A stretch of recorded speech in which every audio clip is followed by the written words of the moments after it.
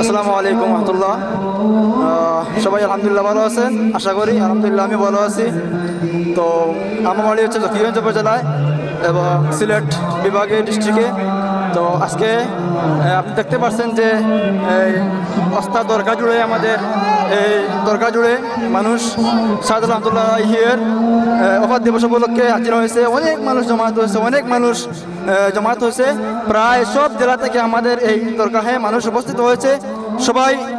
সবার জন্য দোয়া করি এবং আল্লাহর অলির মহান অলির উসিলা নিয়ে সবার কাছে দোয়া করি এবং সবার সান্নিধ্য কামনা করি এবং জীবনের উন্নতি কামনা করি। এবং দেশ বিদেশ থেকে যারা আসতেছেন এবং আসবেন, আগামীকালও আসা হবে, যেমন যারা আসবেন তাদেরকে আমার অন্তঃস্থল থেকে জানাই মোবারকবাদ, প্রাণডাল অভিনন্দন। এবং দরগাহে সবার প্রত্যেকের আশা অবস্থা হয়েছে। যেমন দেখেন আপনারা মাহফিল হচ্ছে, বিভিন্ন মিলাদ শরীফ হচ্ছে, খতম হচ্ছে, খতমে নবী হচ্ছে, খতমে আম্বিয়া হচ্ছে, খতমে কোরআন হচ্ছে, খতমে হাজেগান হচ্ছে। এবং দরগাহে অনেক মানুষ উপস্থিত হয়েছেন, সব জেলা থেকে উপস্থিত হয়েছেন।